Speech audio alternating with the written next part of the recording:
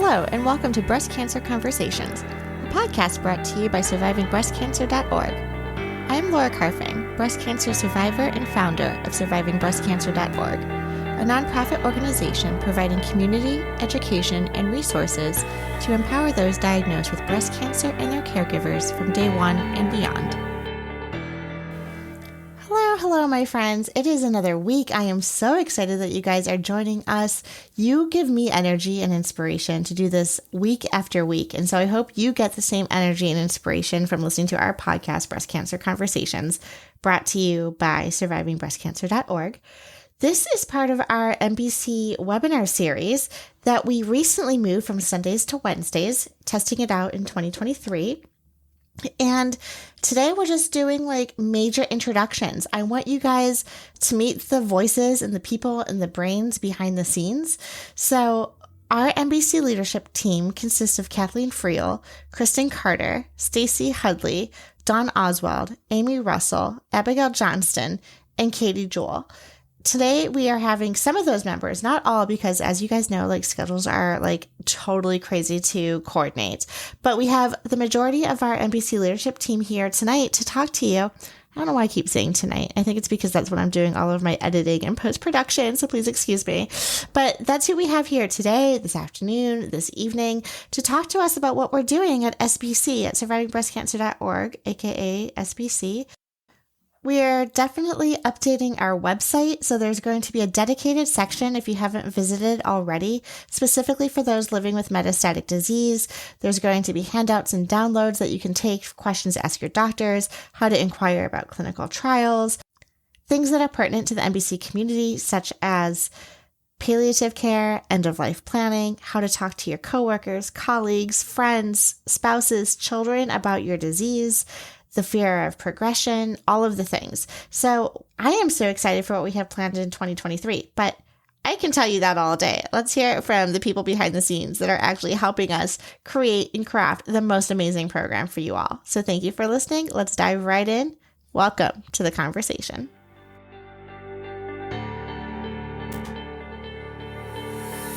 I'm a writer by profession, and so that is what I mostly contribute to SBC. And what I did for this year was pick a topic for each quarter that I could write to in a series of blog posts. And they include things like wholeness as compared to wellness. Because I think, in the SBC community, we might not feel well all the time, but I think we can feel whole, if that makes sense. And I like that topic a lot. I can't even remember the other topics. This is what happens when I get put on the spot. You brought up this idea of surviving survivorship and how, yeah. And for a lot of us in the MBC community, the word survivor is just not something that resonates so much, but this idea of surviving, is surviving survival. Yeah. Yes. So can you talk about that a little bit? Absolutely. Because, once you get diagnosed, there's such a flurry of activity at the beginning. And then it becomes sort of routine. Either you finish treatment or you continue, if you're in MBC, you continue with treatment sort of endlessly. And the idea that we have to somehow rise to living as fully as we can, despite having what's called a terminal illness, I think is tricky sometimes. So I wanted to offer some ideas around that. And what I want to do now that I've planned out what to write over the course of the year is interview people for the stories. The stuff that I've done before is pretty much from my own experience as a MBC survivor and as a coach. So coaching is the other thing that I do besides writing. How does that sound? No, that's great. And so I just want to make sure to make it clear to anybody who's listening, whether you're listening live or later, that if you have something that you want to share, and maybe writing is not your thing, then Kristen would be somebody who could interview you and put that together just because of her writing background. And, if we could back up a little bit, Kristen, how long have you been living with MBC? It'll be 5 years in May. And where mine has spread is my bones and my liver. I'm on, I don't know how many lines of treatment I've been on already, but I'm currently on something that's interesting because it was designed for women with triple negative breast cancer. And I'm not. It's called, boy, am I drawing blanks tonight. Is it Trodelvy? Trodelvy. I'm on Trodelvy. Just started. I've had my second treatment with it, and got my fingers crossed. Yes, definitely. Right. But yeah, so I've been living with it almost 5 years. And Trodelvy is one of the antibody drug conjugates that everybody is all excited about right now. Some of you may have heard of Enhertu, but it's these meds that are able to use different proteins to get inside a cell, cancer cell, and then drop a payload or chemotherapy inside the cell. And so the hope is that it's not as toxic or doesn't have as many of the side effects because it's more targeted, but certainly doesn't seem to be always the case for everybody. Trodelvy is actually one of the medications that Allison, she was able to get a compassionate use waiver to get on Trodelvy before it even came out. She was triple negative, and now they're looking at it in the ER positive setting, which is very exciting. So, because I was ER positive, but eventually the hormone-based treatments stopped working for me. So yes, it was as if I were triple negative. And that's one thing I think that has been a big surprise for me in this whole MBC experience is that you're given your subtype and you think, oh, that's set in stone. I'm always going to be hormone positive. I'm always going to be HER2 negative or positive or whatever. But it's really more of a gradient, right? Your grades or your flavors of a particular biomarker like a HER2 or estrogen. And then it can change over time. We can lose or gain those receptors.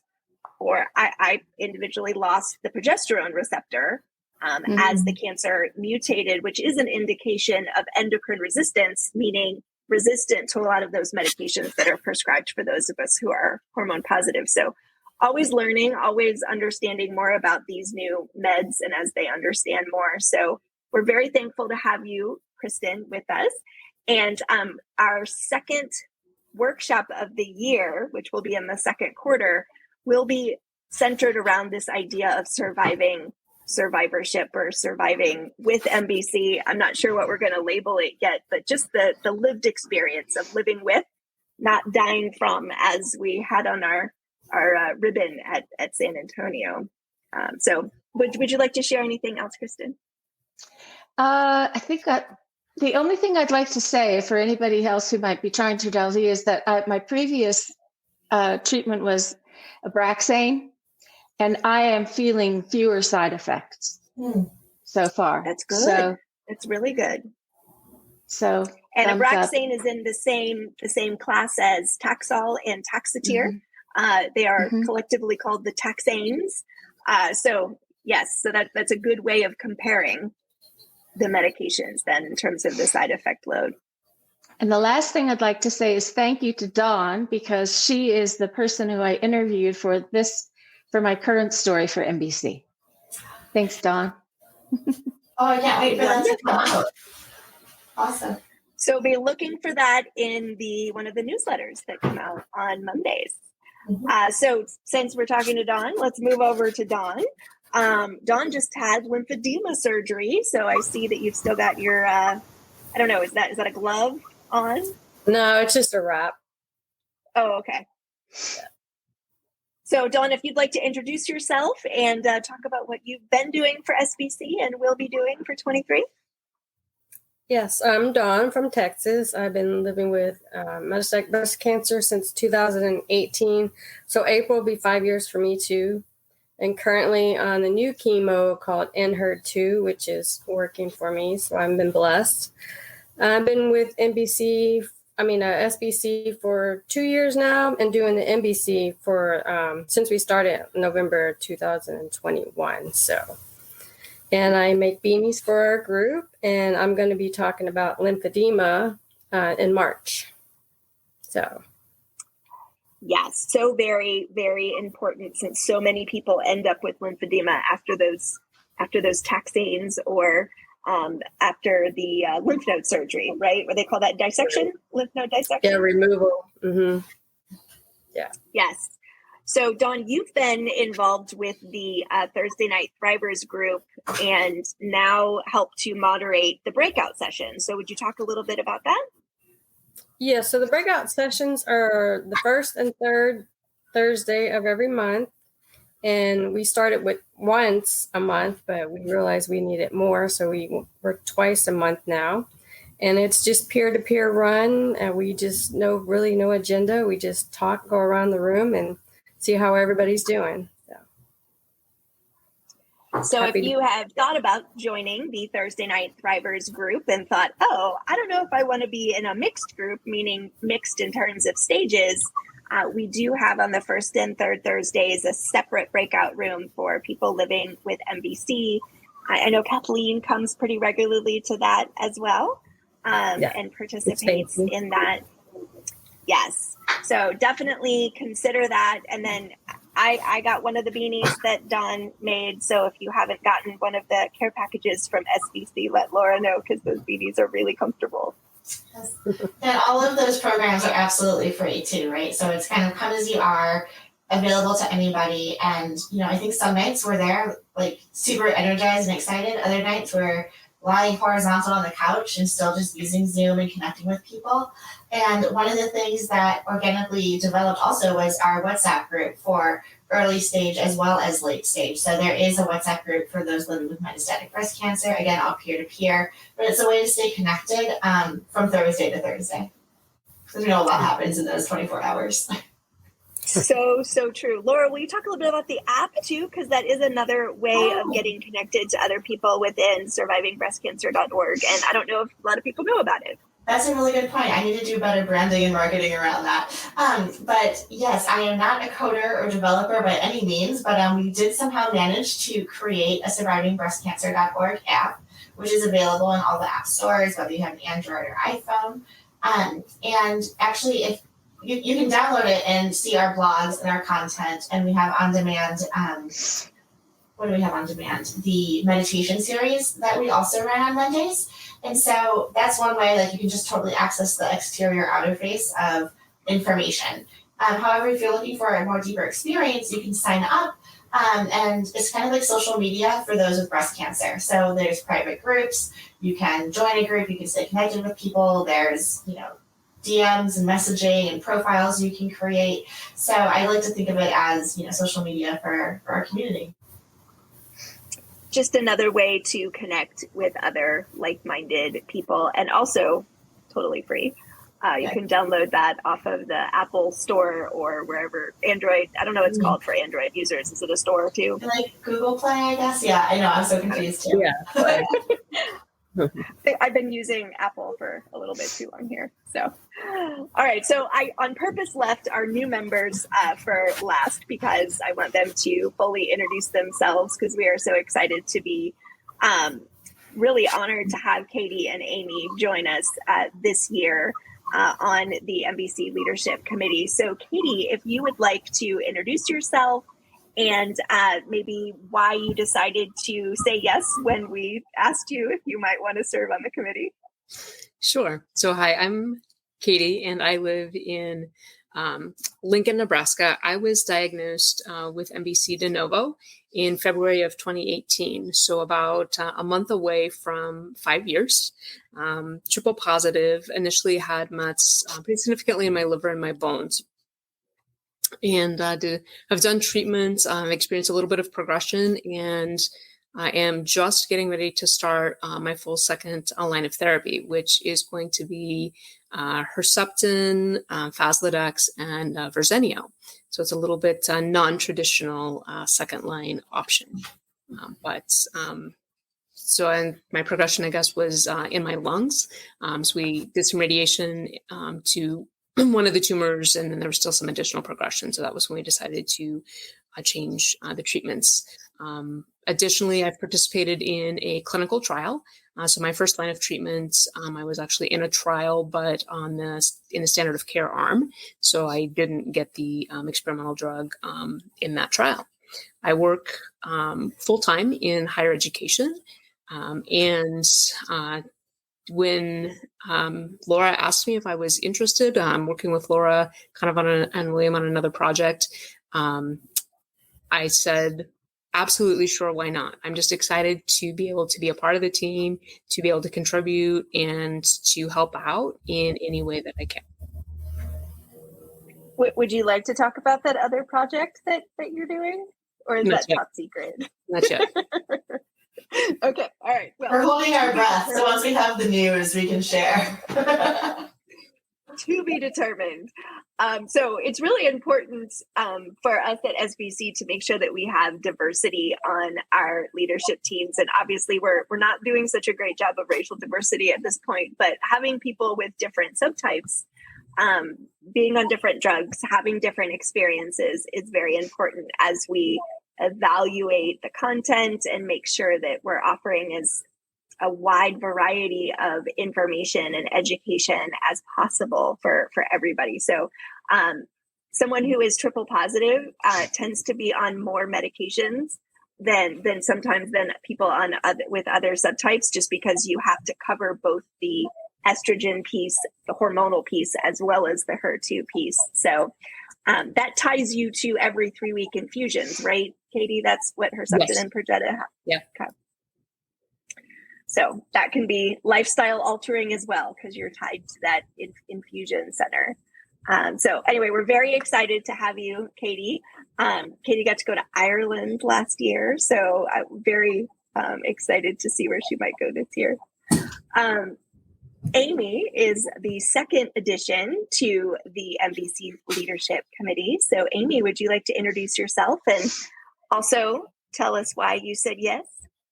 So I am Amy. The accent is from Georgia, but I live in upstate New York. My background is healthcare, and I have worked with SBC to do Ask the Expert, a couple of series, and enjoyed the content of that and then other things that were put on. I've also enjoyed, which Laura forgot to mention, the book club. It's cool because you get to do the book club and it's not just focused on cancer. So it's a distraction and another way for us to connect. I am ER positive, and I am still on my first line of treatment since my MBC diagnosis, and I will be 4 years MBC diagnosis on Sunday, and 9 years from my original diagnosis, which was stage 3. So 5 years to the day I was diagnosed metastatic, and I'll celebrate my 4-year MBC on Sunday. For me, I said yes because I want to be able to make a difference for somebody else. I want to be able to create a community where people feel like they are engaged and involved and that they're supported, whether it be something simple with everyday struggles or within the community. My line of treatment is Ibrance and Faslodex. So I have had 49 cycles and feel very appreciative that I'm still on the first line of treatment. But as the months tick away, there is fear. So I share that often, that there's fear when this line doesn't work, that I'll rapidly progress through the other lines. I had extensive surgery and other things to hopefully prevent the metastatic diagnosis. That did not happen for me. And I'm somebody that had some failed surgeries. I share that when I feel like I need to with other people, but most often I don't share that part of the experience. And I feel like I want to show people that you can live with this disease. You don't have to die from it. I currently work full-time and part-time, trying to cut back on the part-time, and I do advocacy work in my spare time. So I look forward to what this year holds for SBC. And Amy is going to probably be debuting some moderation in the Facebook group that SBC has. So if you are part of the community and you're not part of the closed Facebook group that survivingbreastcancer.org has, you should definitely join there. Lots of announcements in there about programming. The calendar is always shared in there in terms of upcoming events or webinars or and because SBC is doing all kinds of things. But Amy has done quite a bit of moderation for Living Beyond Breast Cancer in their various Facebook groups. And so she's going to be looking at that, as well as taping some educational videos for us, because she really understands this whole, why am I getting a PET scan? What's different between a PET scan and a bone scan and a CT scan and an MRI and, you know, all the other scans that you could be getting? Why would a doctor order those things? So stay tuned for those educational videos that will be coming out soon.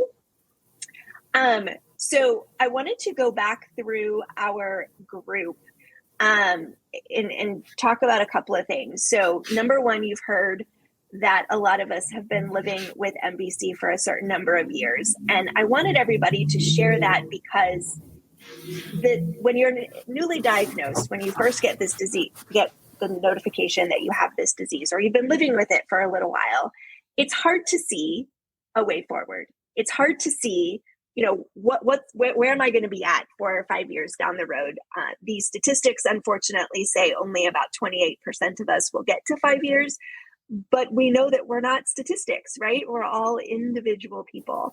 And so I wanted to go back through the people on the committee just to talk a little bit about what's different between kind of that initial crazy, overwhelming fog. Oh my God, what the heck just happened?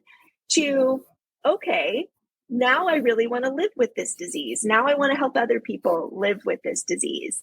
And I think it's important to see that perspective, right? Because when you're newly diagnosed, I mean, I'll just speak for myself. I could only see like 1 minute at a time for a while, and then it got a little bit longer as time went on. But even, 5.5 years into it, we're still tied to these scans. We're still tied to these. We find out every 3 or 6 months whether a medication is working or how we're doing. And so going through that experience of knowing, hey, this scan is really important and it could really change things. I think that lived experience piece is different as you go on. So Kristen, can I call on you first, if you can harken back to that time 5 years ago when you were diagnosed, and what's different for you? Everything is different for me. It lays sort of a blanket. I'll use the term blanket. It lays kind of a layer over everything else that happens, over your relationships, over your self-care, over how you want to make meaning and purpose in your life, how you want to connect and relate and help other people. Definitely how much I spend time with my family. And being a writer and a certified coach, I thought, well, let me use those skills in the service of other women who might be going through what I've gone through. And so that's how I've kind of leveraged almost the experience for some good. Would you say that being able to do that has provided you a sense of purpose? 100%. Absolutely. And how important is that? How important is it in your life to have a purpose or have a reason to keep going in the morning? It's crucial. I think without a sense of meaning and purpose, you're just kind of wandering aimlessly through life. And I have a whole bunch of coaching tools that I live by. And one of them asks me every single day what I'm going to do that has to do with meaning and purpose, which is really finding something that's bigger than yourself or other people who are walking a path that you've walked before. And not necessarily having to do anything major every day, like starting something like SBC, which Laura did, but being able to make a difference because I am still alive. Yes, beating those odds, right? I don't know that I really agree with the whole label of being a unicorn, but having a different experience than some other people, being able to live a little bit longer with such a serious disease. So yeah, thank you. Sure thing. And anything else, Kristen, that comes to mind when you think about, maybe even think in terms of like, what would you say to somebody who was newly diagnosed from your vantage point of 5 years out? I would say, don't lose hope, because there's research happening all the time. I'm on a drug that didn't exist for my treatment anyway when I was diagnosed. So all I'm trying to do is stay one step behind the scientific developments. Absolutely. And that's why an organization like SBC is so important, because we focus on information. And you'll be happy to learn that we have developed some partnerships with some scientists, and we'll be offering information about different trials actually on the website. So if you're interested in a trial, you can search the website, and there's actually some links there that would give you some information about particular trials. Because finding a trial, if you want to participate in a trial, can be difficult if you're not treated at a large research facility. I am, thank goodness. I'm at the University of Colorado Hospital out here, and they are plugged in. Which is wonderful. Yes. Yeah. Some of the statistics that came out. Yeah. Some of the statistics that came out recently was that it's about 80% of us that are treated in what they call a community setting, meaning not at a big research facility. And so for those of us who are in a place where maybe our doctors are not doing so much of the research, doing some of the searching ourselves for trials that might be available that then you would take to discuss with your doctor if you qualify for the trial can be a really great way forward. Because a clinical trial, as Katie knows, is not something you do as a last resort. A lot of times, once you've been on 2 or 3 or 4 or 5 lines of treatment, you're actually no longer eligible for some trials. And so it's important to have some of that information up front. So Katie, same question over to you, but if you could talk about the whole, why did you participate in a clinical trial as well, especially early on in your treatment, if you would be able to talk about that, that'd be great, as well as just kind of looking back, what's different now for you? Sure.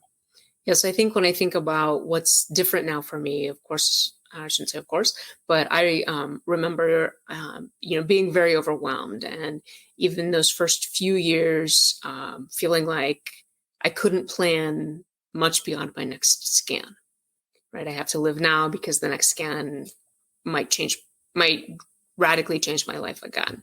And when you look at statistics, I couldn't see hitting 3 years, let alone imagining that I would make it to 5. But I remember I went to a conference for women with metastatic disease that was not terribly far from where I live. And at that conference, I met a woman who had been living with the disease for 7 or 8 years, and then started getting connected with others who had been living with MBC for a long time. And that, I think, gave me a lot of hope that, as you said, we're not statistics. And there is, life with MBC. What I think has really been different for me now is that having MBC has helped me really take stock of what's really important for me. And it helped me to give me perspective to live with intentionality and really be intentional about how I'm going to use whatever time I might have left. But to answer then the question about the clinical trials, when I was diagnosed, I am being treated at a major academic center, and my oncologist said, "Hey, I have this potential trial for you." Its first line explained what it was. And it was actually looking at adding Ibrance in the first line setting to Herceptin, Perjeta, and Letrozole for triple positive disease. And so I took it, did some research on Ibrance and its effectiveness in the ER positive stage, and decided that it was something that I was definitely interested in because I work in higher ed. Research is something that I value and understand. And so I wanted to be able to participate. It was an open study, so I knew which arm of the trial I had been randomized to, and I was randomized to the standard of care arm. So I actually never got to have the Ibrance, but it was a really great experience, and I am continuing to just evaluate at every progression. Is there a trial that makes sense?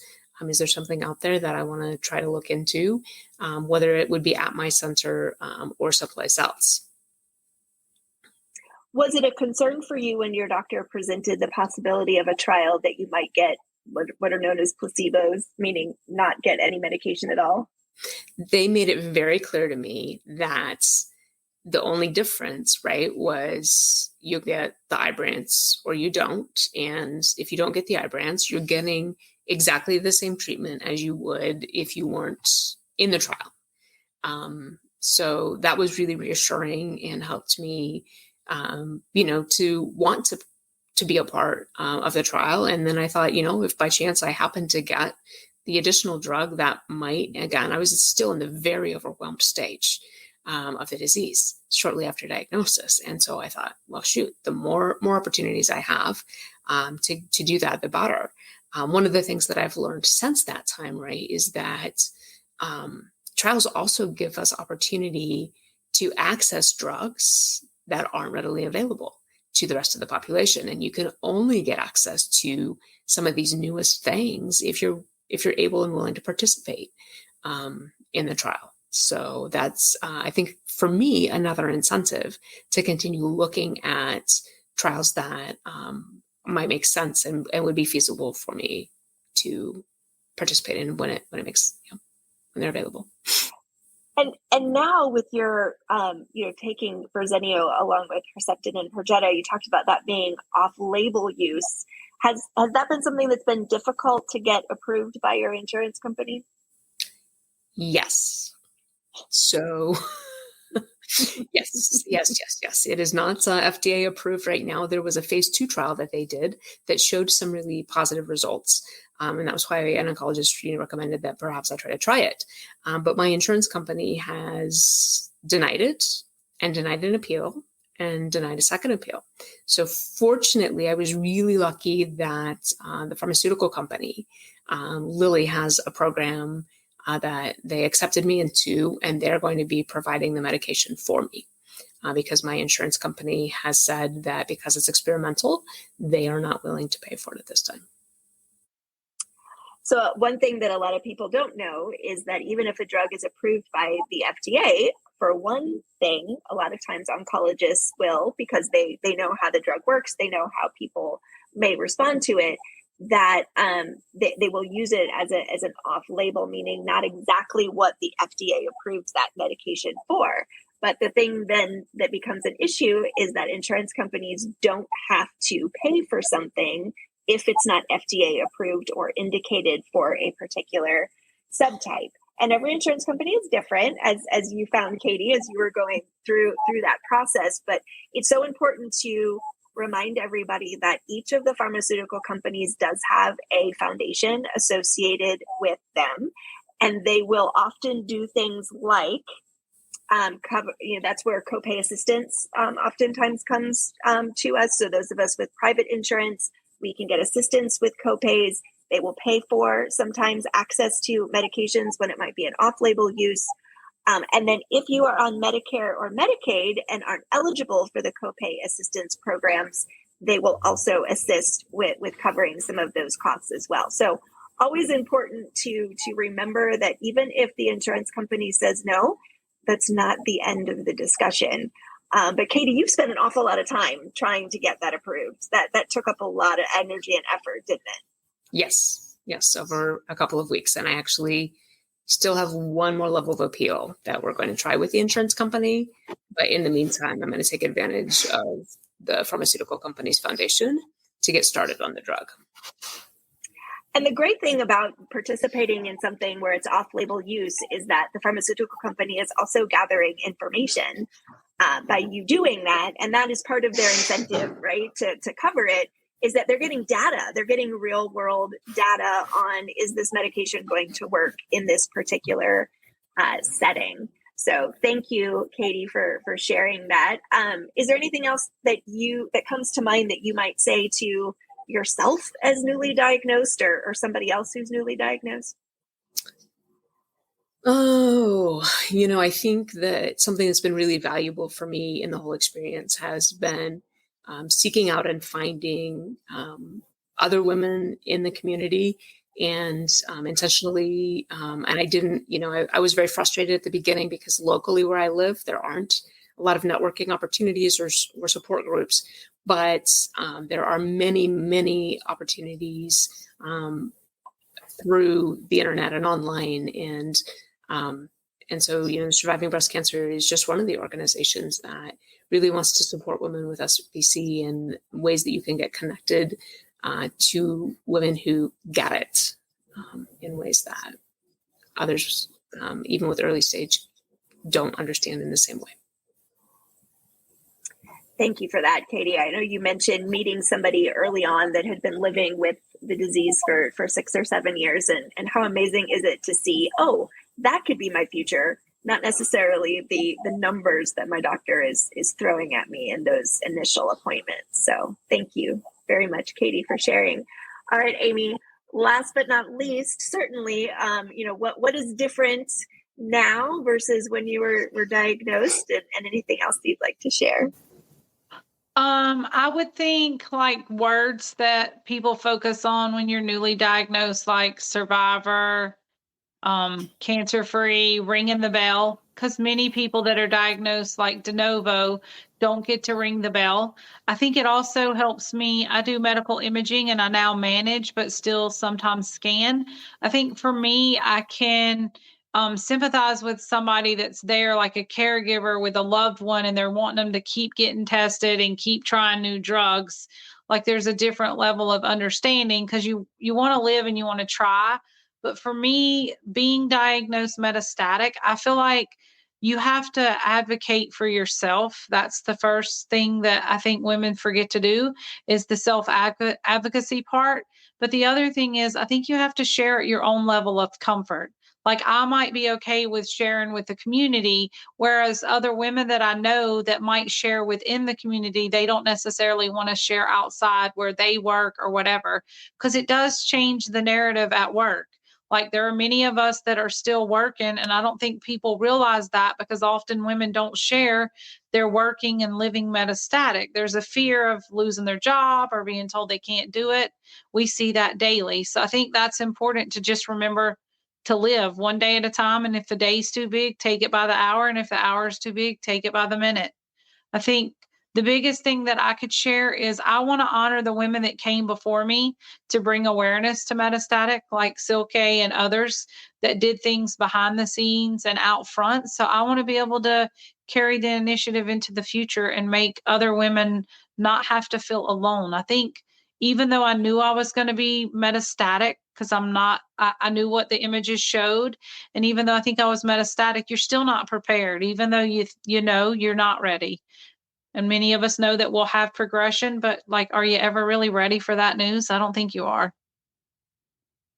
And what is it like for you being on your first line of treatment for as long as you have, which is amazing? 4 years is amazing. What is it like for you as you're watching other people go through progressions, or as you see maybe what's coming? There's a fear. There's a fear that like this is going to happen to me. Like, you know what I mean? It happens to everybody. Like you don't hear people living 25 years on the first line. I'm not saying there are those out there, but they are truly unicorns. Many women have gone from their first line to the second line. There's a fear, and sometimes you feel a little guilty when you're sharing in a group and somebody's sharing, hey, I'm on my 6th line of treatment and I'm still having progression. Your heart hurts for that person because you know what they're going through for the scan. Because I feel like we all have the same level of anxiety with the scans because you're worried. You're worried about getting the scan. What's the scan going to show? And if it shows something, what's the next plan? If it's not, then okay, then I'm good for a few months. But then you worry about every ache and pain. Oh, did that scan not show something? But is something there? We all live in that same mindset, I think. And I think some of us stay busy so we don't have time to think about that, and we keep ourselves occupied. Like, I don't have children, so I work a lot, but I can't imagine like how women could work like that and care for children, because as we've talked about, having the spoons every day and the self-care, like, you're tired, you got to know your limits for the day. And my motto Absolutely. is say no so you say yes to yourself. So that's for sure. Yes. And so if you are talking to somebody who cannot get their insurance company to cover a PET scan, and so they're having to get bone scans and CT scans, and they're freaking out that that's not sufficient or that's not the gold standard, as somebody who understands how these scans work, what would you say to that person? Because we hear this a lot. A lot of insurance companies don't like to cover PET scans. So some of it people don't understand is, for like breast cancer, the isotope for the PET scan doesn't necessarily match your subtype. They're just now coming out with isotopes for the ER/PR positive. But I try to tell women when they get so worked up over the PET scan, a PET scan is only from the eyes to the thighs. And when you get a bone scan, your entire body is getting scanned from the top of your skull to your toes.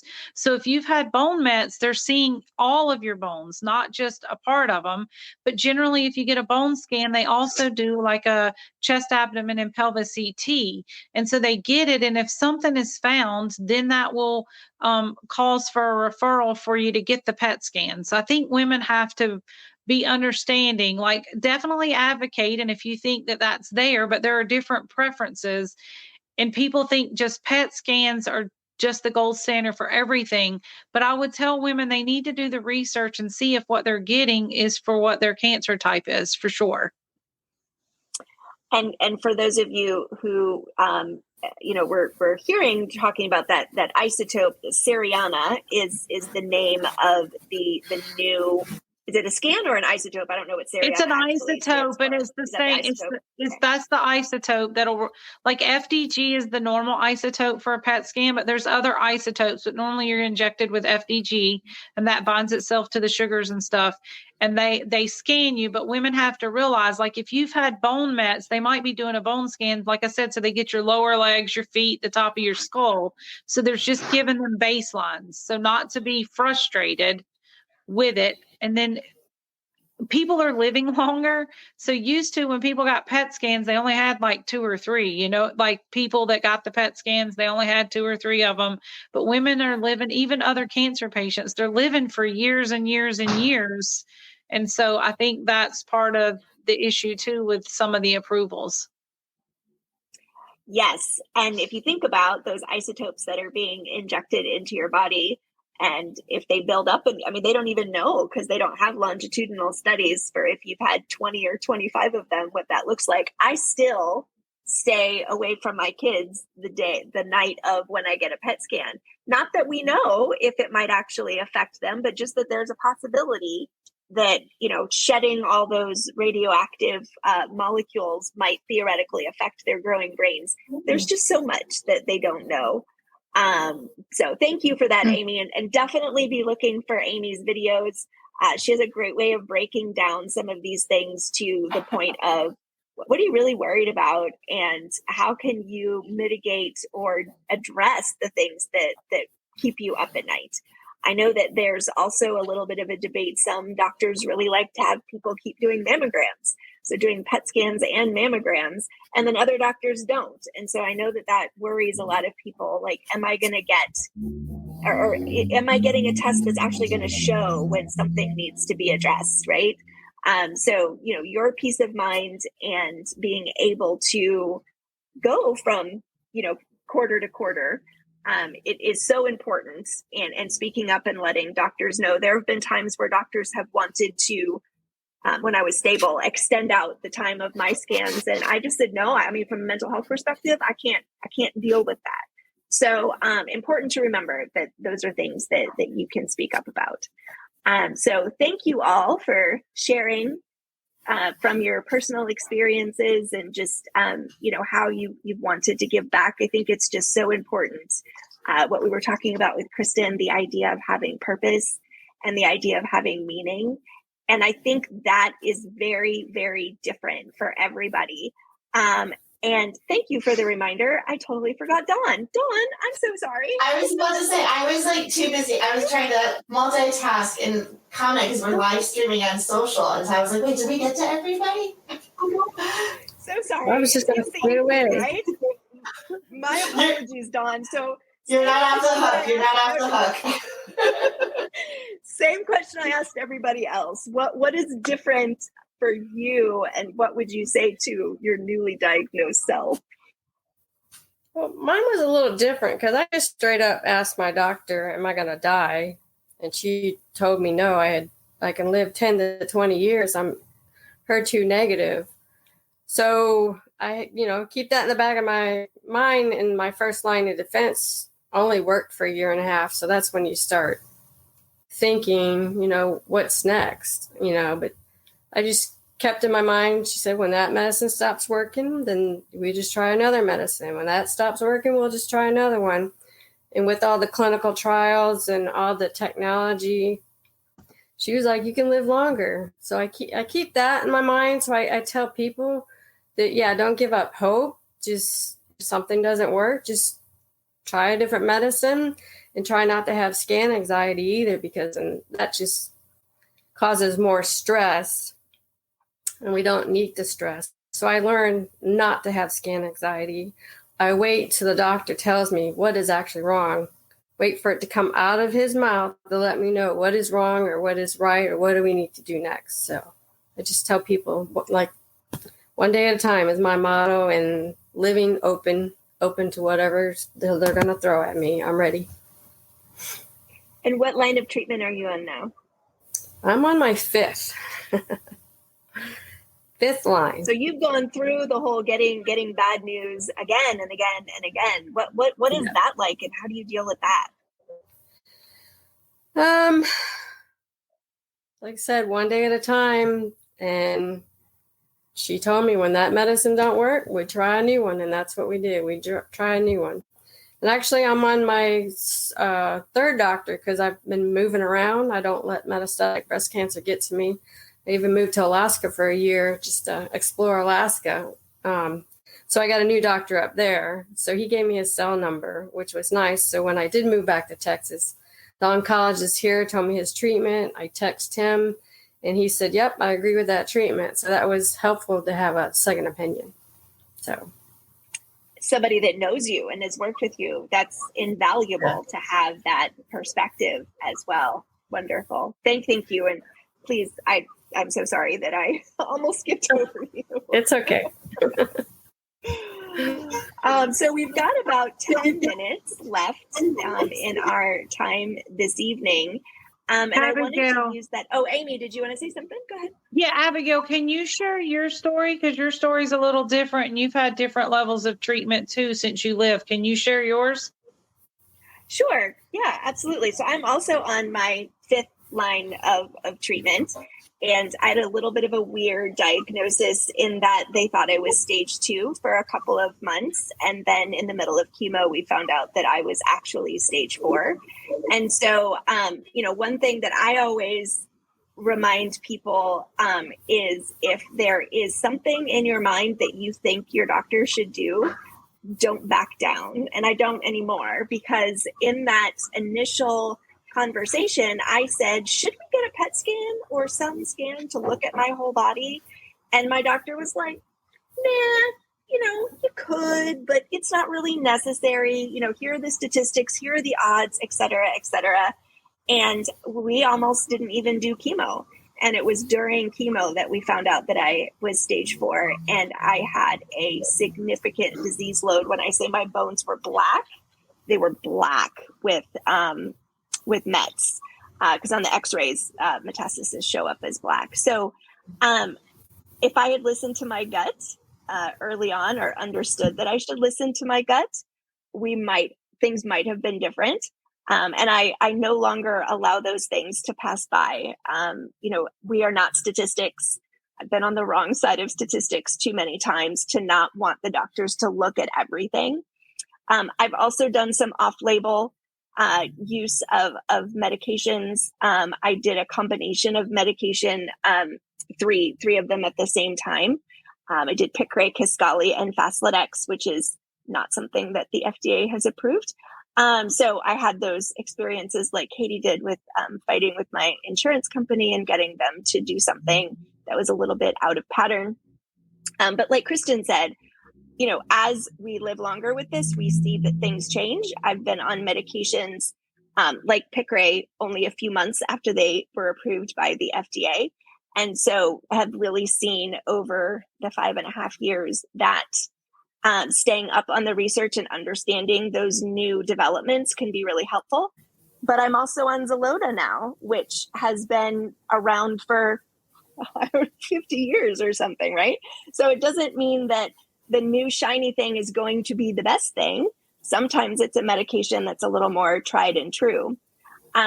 And it also took 5 years for me to get to the point of the meds being under control completely. So I had a lot of stability for a lot of years on oral medications, but it wasn't until I did Taxotere and Xeloda in early 2022 that I finally got to the point of no evidence of active disease, which I know a lot of people, like they want to get to no evidence of disease, or for those of us with bone mets, no evidence of active disease. But I'm always reminded of Sandra Spivey, who lived 23 years with MBC and never was NED or NEAD. She always had active metastasis in 23 years. So there are those things that seem like really important goals, like no evidence of disease, that I've seen over time that we're all just so different. And we all react differently to medications. I have a germline mutation, so ATM, similar to BRCA. And so, that changes things too, because my actual DNA is working against me and all of these things. So ATM is the part of your DNA that repairs. So we're always experiencing problems with our DNA deletions, right? Our DNA is being affected by the sun, by everything. And if the part of your DNA that's supposed to repair your DNA is not working, then obviously that's not a good thing. So learned a lot. But I think that whole point of speaking up and listening to your gut, that's probably what I would tell my newly diagnosed self. Stick to your guns. If something seems really important to you and the doctor is like, maybe, say yes, do it. That's really important. And then something similar to what Katie said, which is find other people who are experiencing the same thing and are farther along, right? Who've been living longer than you with the particular diagnosis, your particular subtype, or, specifics as to your situation, because I've learned more about managing side effects and even the psychosocial managing my response to this experience. I've learned more from other people in the community than I ever have from a healthcare worker. And I'm not saying that to be negative about healthcare workers. It's just that they don't have the lived experience. And the lived experience is on a whole other level. So thank you, Amy, for reminding me to share. Sometimes I forget. Yeah, Abigail, I just wanted to say too, and add, for if you're joining and you're newly diagnosed, don't get overwhelmed with all the terms. Reach out to people in the community and let them help you decipher, because it's like an encrypted code. You need something in the beginning. So don't feel overwhelmed. There are people out there that can help you navigate, for sure. It is a whole other language, isn't it? Yes, we're having to learn a whole other language. So that is one thing too, that if anytime we're doing these webinars and we're using acronyms, please ask, please stop us. Yes, put them in the chat. We get used to them. We Yes. get used to all the acronyms. We get used to all the terms and then forget that not everybody is familiar with them. So thank you, Amy, for that reminder. Yeah, maybe that could be something that we work towards in 2023, yes, right? Absolutely. Like putting together that like vocabulary list. So yeah. Yes, 100%. So looking forward to our February for this webinar series. We are super excited to, so we'll have 2, and they will be on Wednesdays at 7, so this time.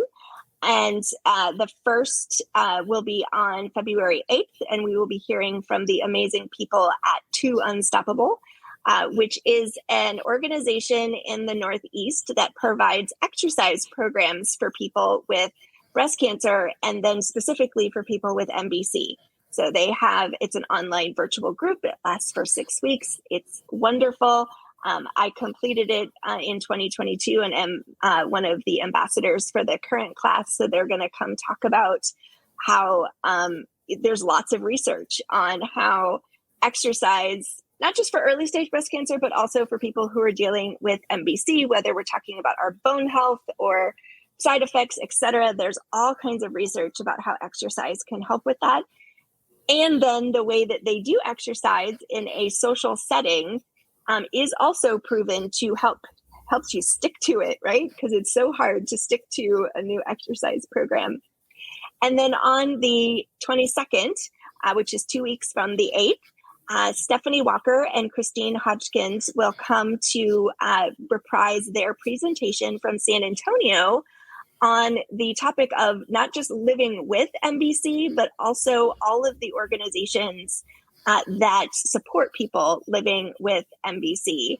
And it was an amazing presentation at San Antonio. They've got wonderful slides. I learned about organizations that I had not heard of when we were there. So I'm really excited to have them come and share the same information that they shared with all of the doctors in San Antonio. And we will be continuing the webinar series. And so if you have a topic that you would like us to tackle, please let us know.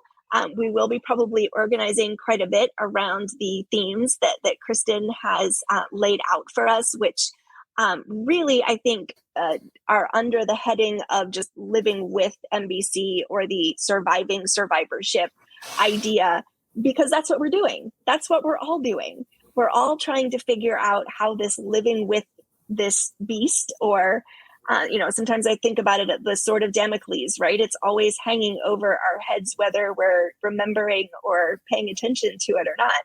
How do you do that? And I think that we'll be able to recruit people either from this committee or from the community at large to talk about that lived experience and give people ideas.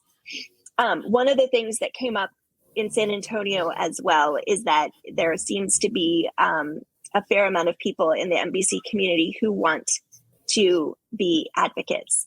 And I know that Amy and I have had this conversation for quite a bit.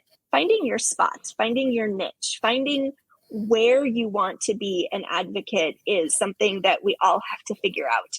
And so that's going to be one of the things that we'll be talking about too as we host the webinars and talk about different things, is also talking about how can you as an individual person with individual strengths and weaknesses and background and experience and all of that, how do you give back in your unique way? So we'll be offering ideas and suggestions of different places where you can volunteer as we conduct these webinars into 2023. So I'm super excited about that. I think it'll be really fun. But please let us know, because we want to be very responsive to the community and what you want to be hearing, and bring the people that you want to hear from. So with that, I will turn it over to you, Laura, for any last thoughts. Oh, well, thank you. You just reminded me. I feel so old and dated, but I just made one of my first TikToks the other day. And you know how you can do that double screen of you're an advocate, right? And I'm like, yeah. And there's did you go to school for this? I'm like, no. Did you get a certificate in this? I'm like, no. Wait, but you're an advocate? And I'm like, yeah. So I'm so excited for that conversation, because it's so true that how we have to find our voice and what our calling is. And it can take on so many different shapes and forms. I think it's going to be a really wonderful conversation. So I'm super excited about all of this. I appreciate all of you for joining us tonight, sharing your stories. I mean, this MBC leadership team that we're cultivating, literally, I don't think I stopped smiling for the last hour. My cheeks kind of hurt. But just inspiration and hope, I think, is the message. And, I think I'm just really excited. I hope everyone who's watching or listening or viewing this later at a later date is feeling inspired. And feel free to reach out. You can reach out to info@survivingbreastcancer.org, which is just our general inbox. Please feel free to reach out to either myself or Abigail or Kristen, who's also on the call at the moment. It's just our first names at survivingbreastcancer.org. We should probably think about getting an MBC generic, shared inbox, but this is all part of the beautiful growth, right? And so we're formalizing processes and programming, and we couldn't do it without you. So I'm very grateful. Thank you. Wonderful. Well, we hope you'll join us for our other webinars. And remember, too, there's the podcast. We also have a YouTube channel. So all of the information is presented in as many different modalities as possible so that you can get the information and the education that you need. So hope to see you again. Thank you. Bye. And thank you, everyone, for listening to our show. I would like to acknowledge that all of the information on our podcast are from personal experiences and are not a substitute for professional medical advice. You should always contact your medical care team. Our podcasts are made possible because of donations from listeners like you, so please feel free to make a contribution through survivingbreastcancer.org/donate. And there are so many ways to get involved with our nonprofit and our organization, not just through listening to the podcast, but through all of our virtual programming. So you can check out all of our lineups by hopping over to survivingbreastcancer.org/events. And as always, all of our programs, services, and resources are absolutely free. Thanks again, and keep on thriving.